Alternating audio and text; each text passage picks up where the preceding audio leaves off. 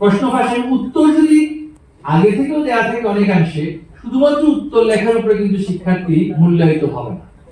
উত্তরে আসার প্রক্রিয়াটা খুবই গুরুত্বপূর্ণ।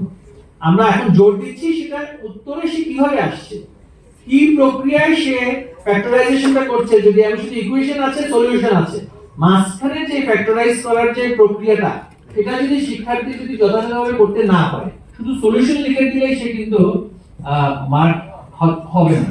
তো সেটা কিন্তু এখন আমাদের প্রক্রিয়ার মধ্যে আছে।